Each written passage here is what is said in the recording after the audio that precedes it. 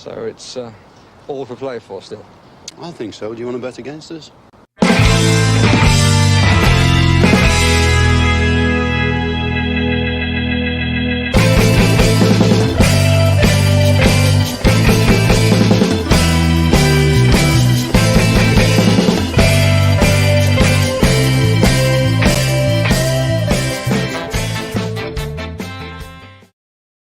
Hello there, villains, and welcome to For the Love of Pomegranate podcast, Team Sheet Tantrum for Liverpool. Before we do anything, I do wish to apologise. About 3 people reached out to me over the week and said, lads, your intro music is very loud. Is there any chance you could turn it down? It wakes up children, dogs, they could be heard in the International Space Station. Lads, I completely forgot to turn it down. I apologize. I promise for the next podcast it'll be turned down. I promise. Anyway, besides that, Paddy, how are you keeping? Shite, and yourself?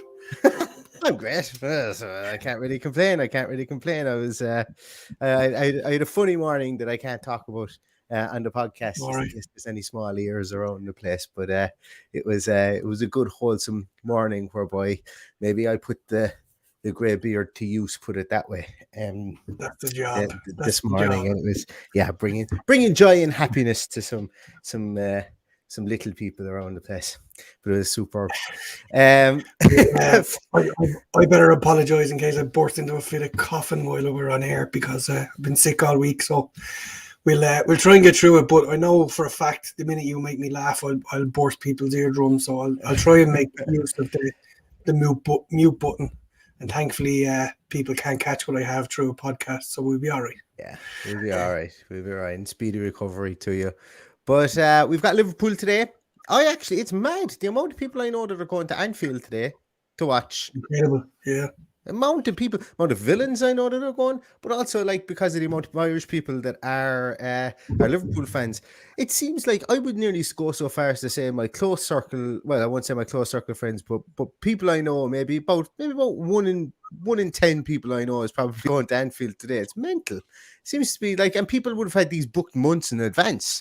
Maybe they saw Villa as a soft touch for Liverpool that they were going to go over there, and they could be right. Who knows? But it's just, I found it really, really interesting today that the amount of people that have said to me over during the course of the week that they were going to Anfield or going over to Liverpool.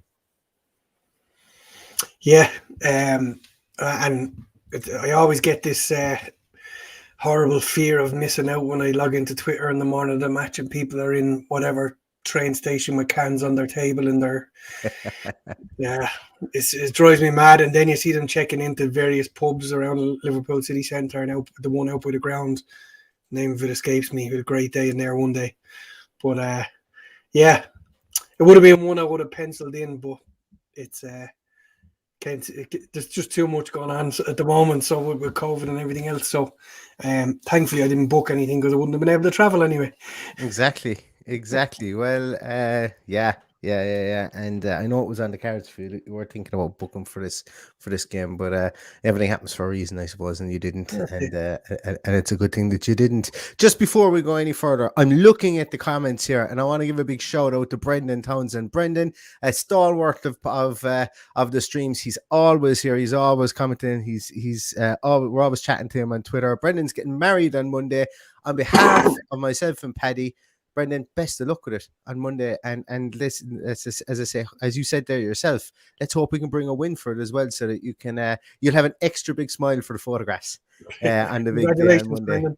Congratulations, yeah, and I hope the weather holds up for you as well, and everything goes to plan. But best of luck with it. Excellent. Share some photos on Twitter. We'll live vicariously through you. I hope she has a claret and blue garter for the day that's in it. No. We won't find that out until after the event. Paddy, just before we're about 2 minutes away from the team being announced, is there anything you think you're going to see today that is going to be kind of eyebrow raising with the team? Matty Target come back in? Depends. I think if he's fit enough, he comes back in, yeah. It was only a head injury, so was it precautionary? Probably. Yeah, so probably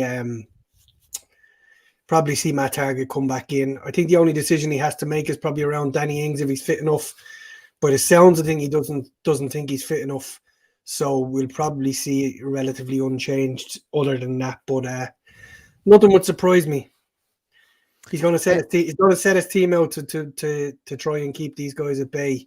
He's capable of pulling something out of the bag. So we'll know in a couple of minutes. But I envisage it would be just Matty Target for me.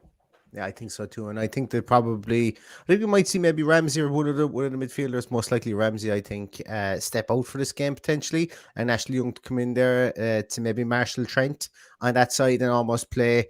But like, you know, I don't think that if you play Ramsey there, that you're going to lose anything from a defensive point of view. So I'm probably easy going with whoever plays in that position. My preference would be Jacob Ramsey, just for his engine. But look, as I say, I could see the merits behind playing Ashley Young there. Just a couple of comments as well. Kieran O'Callaghan, I saw Kieran was on the bus to the game this morning. He's saying that he reckons Liverpool would take a draw today. I hope that's what they're saying in the dressing room as well. That'd be fantastic. Rob Henry says, let's hope for an entertaining game, but we take a bore draw. I actually think, you know, I think we might set up to get a bore draw, which we might be able to do. Who knows? Ad says that there's something in the air today. He's feeling lucky. I don't know why, but when you said that to me, do you know that big giant finger that used to come out of the sky for the National Lottery ads in the UK? And it was like, it's you. I just don't know why I got that image in my head. The dad was out for a walk this morning, and that's what happened to him. The team is probably out there already, guys, so we're going to cut the comments short there if we can, and we will bring up the team news for you. Let us share. Ooh. Team news. Sorry, guys. That's confusing. Let's share a window. There we go. That's much better. So team is out. So Martinez in goals. Cash, Konza, Mings, Target, McGinn, Nakamba, Douglas Luiz, Jacob Ramsey, Watkins, and Ashley Young. So we were, you know, he wasn't going to risk the legs for either for Jacob Ramsey, but he is risking the legs of Buendia. That's a really interesting one, because arguably Buendia had his best game in a Villa shirt last day out. Do we see a slight little tweak of system here? I wonder. 4-2-3-1. Do we see Ashley Young play a lot deeper? Possibly. That's the only thing I can think of looking at that setup. Look at that for a strong bench, though, Neil. Jeez. There's somebody back. There's somebody back here already. There is Trezeguet is back on the bench. That's a good sign. You know, he had a good run out against I think it was against Birmingham under-23s during the week. And you know what? A lot of people have mentioned it and have alluded to it, that Trezeguet's work rate. Yes, look, he's not the most flamboyant, player or anything like that. But God, does he put in a shift, and is he an honest player? And you know what Stephen Gerrard thinks of honest players? You know, they almost just jump the queue at times. And you know, for certain things. And if he was to come on and put in a shift, I don't think anyone would begrudge it to him. Ings on the bench as well. El Ghazi, Buendia, Chukwuemeka, Sanson, Tuanzebe, House. It's a strong bench. And this is the third year. This is the third week in a row, should I say, that we're almost commenting on how strong the bench is, and that another stronger player has come onto the bench than was there the week before. So that's all positives, you know, from a bench point of view. But that lineup, we said there that board draw. Will we take a board draw? I think that lineup is set for maximum damage limitation in the early parts of the game, I think, because we don't have like much and all as Ashley Young is going to maybe Marshall Robertson or Trent there, and I think very much Ramsey and Young will pull wide will pull wide a bit more than we're used to. It's just a really interesting one, and I yet again for the second week in a row, I don't really know what to think until about 5 minutes into the game, until I see how this team sets up. And that's it. And it took longer last week. We're not settling quick enough early in the game. The Man City game, I couldn't quite figure it out either. And I was at the match because everybody was just all over the place because Man City were on top for the first 5 minutes. But yeah, I'd like to see us settle into the game a bit quicker than we have been doing. I think that's the most important thing for today, and just to keep them at bay and not let the game slip away from us early on and get into the game quicker than halftime. But I have no doubt in my mind, after a week of preparation and a week of banging into this team what this fixture means to him today, I reckon if they haven't already been given 1,000,000% for this manager, it will be today. Am I mad to think that this is a 4-4-1-1?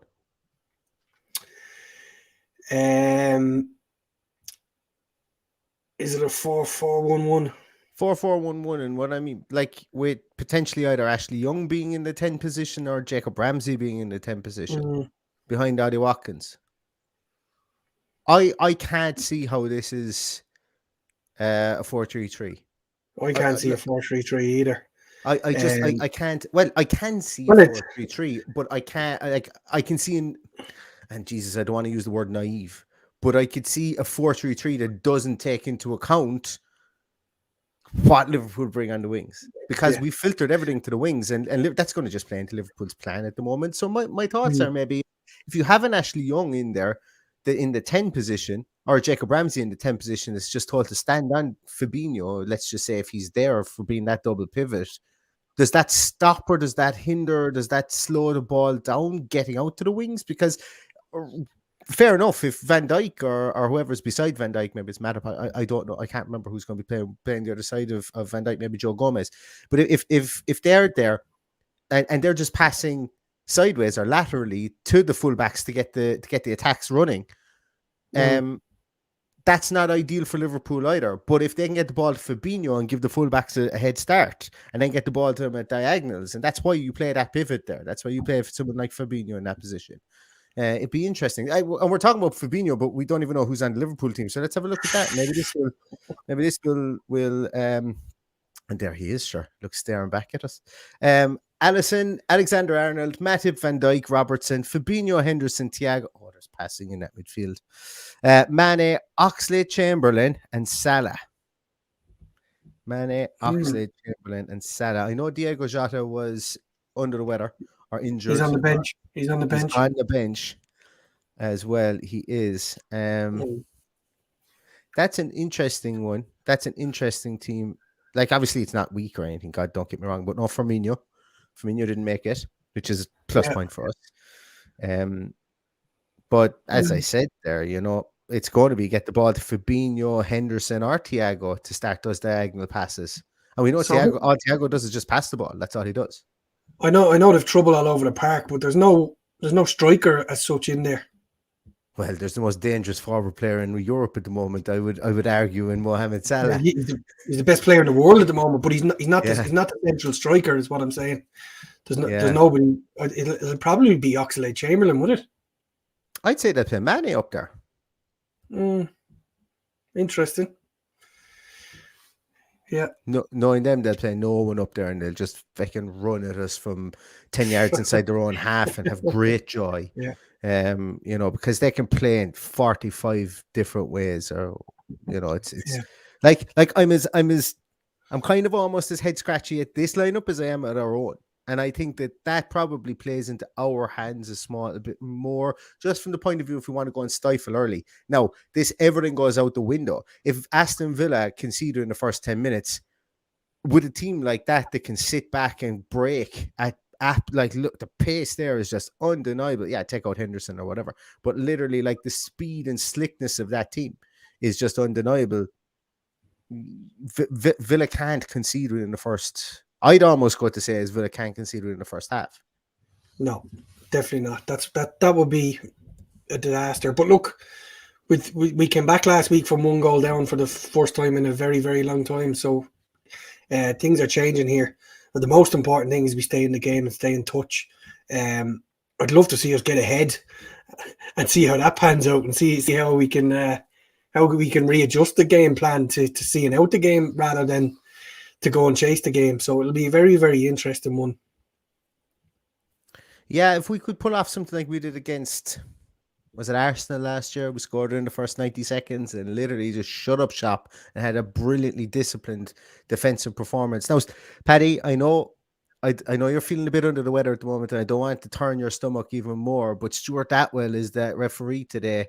Give us your musings on him. I It can't thought be any Stuart worse than John Moss. Can't be any worse than John Moss Oh, was earlier on Jesus today. Christ. John Moss was an absolute abomination.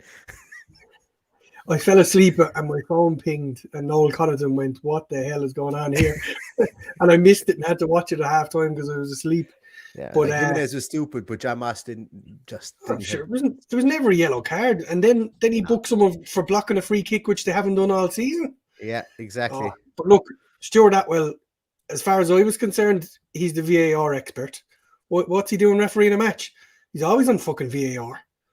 Well, isn't there some rule whereby you have to referees just like every other job, you have to get a certain week off. You have to have a rest week and stuff like that. So I presume it's just God help us. When you work for 90 minutes a week, you're in rotation. Yeah, but look, we can slag them all.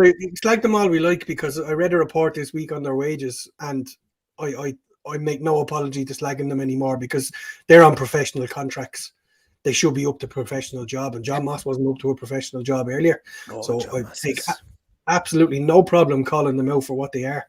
So, I really hope we don't have to incur the wrath of another immature fanboy refereeing a big team again today, because I can't deal with it anymore. Yeah. Couple of comments here from the guys watching. So Michael Higgins, good to have you on board. Who we playing today? Oh, Liverpool. I think a surprise could be in the cards, and a dream of a very quiet Anfield at full time. Yeah, when dreams do come true, I hope this one does for sure. Bill Jones says, win, lose or draw, as long as we put up a good show, I'll be happy up the Villa. And I'm not usually one for the moral victories, but I think so early in Steven Gerrard's tenure, I think that will be considered a good moral victory for this team, for sure. Dara is back. Dara is saying hard luck today already, just getting in the shots fired, everyone, shots fired. And so we'll see. We'll see if Dara is right. Fred Red says that this attack hasn't faced a defender like Van Dijk. Watkins gets frustrated easily, and Watkins destroyed Van Dijk in the 7-2. And I'm not having a go. It's just I was only just thinking of that this morning. Was that the last time that we played against Liverpool with Van Dijk in the team? It probably would have had to have been, wouldn't it? Considering it was at the start of last season, it would have had to be. Yeah, it would have had to have been. But look, as I say, he's a Rolls Royce of a defender, and Matip isn't too far behind him. They're just a very, very, very good combination. So much so that he's keeping Konate on the bench. Big money signing from Leipzig, I think it was at the start of the season. So they're a good defensive partnership for sure. Look, that's why I think that we're not going to actually have a go at them, and we're probably going to dig in, try and get a set piece, and maybe Sean Dyche our way to a victory in this game. Or maybe I honestly don't care if we come out with something like this. I don't care how it goes in. If it hits someone on the arse after 96 minutes, I couldn't care less. Yeah, but the important thing for me today is for me, that word again, it's a free hit. If we can get a great performance out of today, I'll be very, very, very happy. If we can make the rest of the league sit up and take notice of what we've been doing for the last few weeks, which may or may not happen with the game not being on the telly. But look, it's I'd just like to see performance. I think that a result not in front of the cameras will do even more, because people will be scrambling to go, we got to get a copy. Everybody sees the result, they don't see the performance. That's the issue. Yeah, but look, that's correct. Yeah, but that's what I'm saying. Like the only way, I suppose, I jumped the gun with that, and I was thinking, look, a 2-1 win for Villa would make everyone sit up and take notice. But we were talking about the quality of the performance. So as you say, no one's got, like, as you say, if you're not first or last, then no one cares about the stats outside of. I'd swap a great performance for a 2-1 win. do you know what? I'd almost swap. I wouldn't. I think a great performance is needed. I'd like a great performance in 0-0 draw. That I think would be brilliant. Outside of a 2-1 win, obviously. If I was to rank it, 2-1 win with a crappy performance, 0-0 draw with an unbelievably good performance, hit the post 12 times, I would still be pretty happy with that. And then obviously, we've got everything else after that. We don't have all day to go down through all the different permutations. Tom says that Ashley Young will definitely help calm things down. We need a bit of consistency early on. Bingo. I think he's there to be that leader up the field as well. I'm okay with him being in the team, as I said before we saw the team sheet. And I just really want to see how this is going to go. And the more I think about it, the more I think it's a 4-4-1-1. Michael says feels more like a 4-5-1 than a 4-4-1-1. Maybe, yeah. As I say, yeah, it's they're essentially the same formation. Michael says that it's a 4-2-3-1. Ad says it's a 4-3-2-1, which it could be as well. 4-3-3 for Villa Bloke. 4-3-3 for Villa Bloke. Kieran says he's going for a controlled first half, second half fresh legs and attacking side. That's what we did. That's what we tried to do against Man City, and I think that's a really good point, Kieran, because we did that. We weren't looking to break any records other than probably having the lowest possession in the first 10-15 minutes against Man City, lowest possession ever in the Premier League. And we very nearly did it. But like as you say, we win 1-0 down, and I think he would have been okay with it, but the 2-0 down I think was a real kick in the nads for him, because obviously that the goal was on the break, and then the first goal was obviously a deflection. But you could be right, yeah, bunker down for the first half and then see what happens in the second half as the game has to open up. I think that's for sure. Fred says that Gerrard wouldn't put Luiz as a defensive midfielder. It can't be a 4-2-3-1. That's actually a fair point. He hasn't put Douglas Luiz as a defensive midfielder so far. He hasn't, and he hasn't played with a double pivot so far since we've been here. So that's actually a good point, Fred. And I didn't actually think of that. The Douglas Luiz, I think, had more shot-creating actions than against Man City than anyone over the last couple of years or something. There was some mad statistic on that Douglas Luiz created more shot-creating actions or more chances created or something like that against Manchester City, from that more forward position, or that more flat midfield that we're tending to play under Gerrard. Villa Bloke says that it's going to be a 1-0 Villa smash and grab today, and Ross Morrison says that Buendia super sub goal today. I'm feeling it.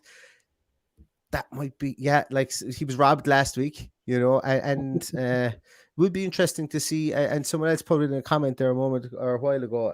I can't remember who it was, saying that he does give the ball away.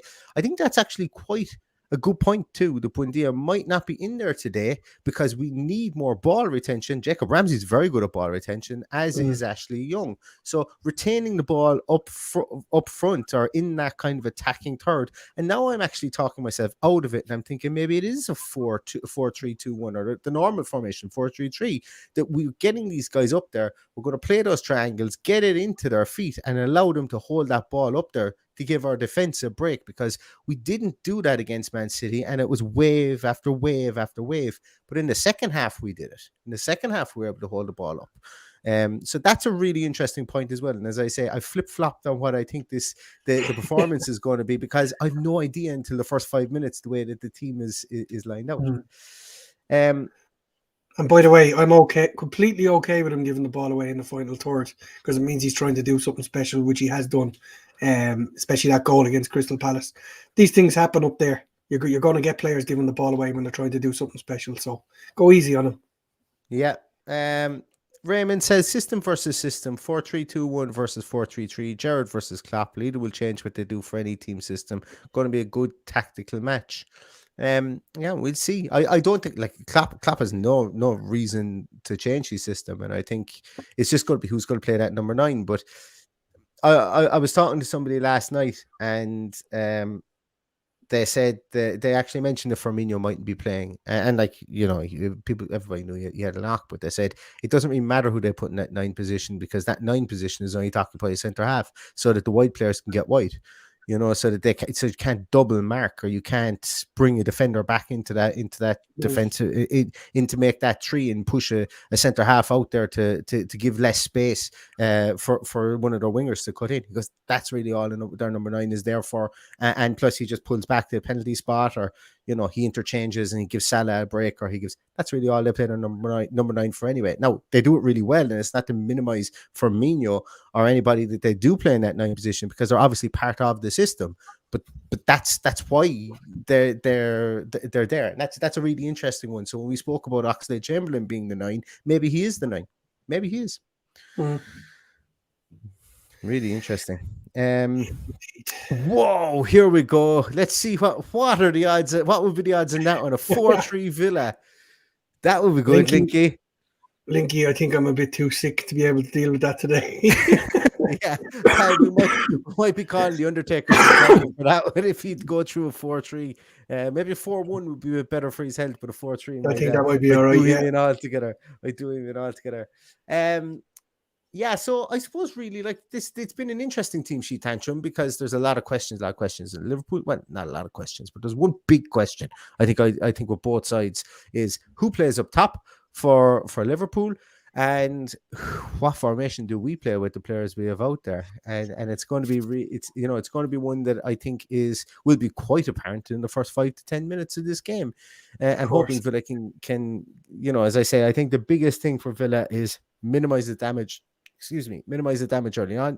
No goals within the first 10-15 minutes, preferably no goals within the first half, and then see if we can play our way into the second half. And as you guys have alluded to there in your comments, I think that's more or less the consensus for today. We are the away team as well, and that is big when you go to Anfield too. It's not as and Gerrard is going to know that. Obviously, he's going to know that. Of course, you don't go gung ho against this behemoth of a team. You have a little bit of housekeeping before we go. Oh Jesus, I do, Paddy. I do. Lads, we did a competition. Not too long ago. It was actually before the Leicester game, and I'm just trying to find it here. I did a randomizer. So nobody picked the correct time of the first yellow card for the Julian Joachim signed book. Nobody picked the time. But so what we did is we just basically fired everyone's name into a randomizer and picked somebody at random. Okay, because the time wasn't picked.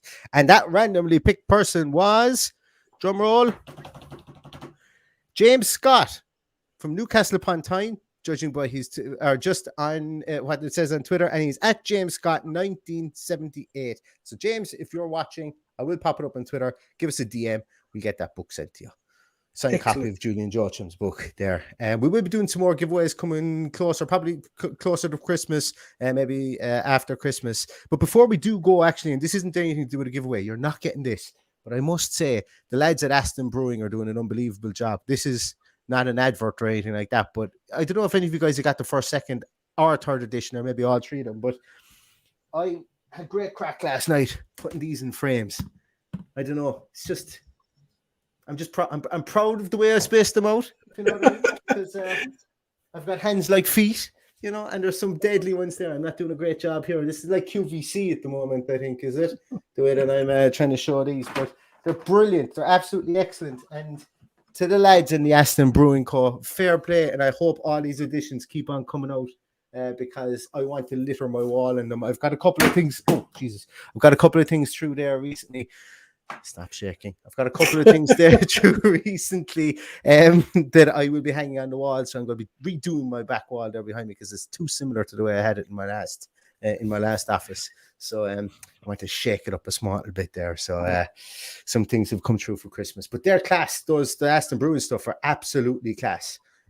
So if you guys like that kind of stuff, go give them a look. Right. Gonna leave it there. 22 minutes past 2. Just getting ready to dig in for the game.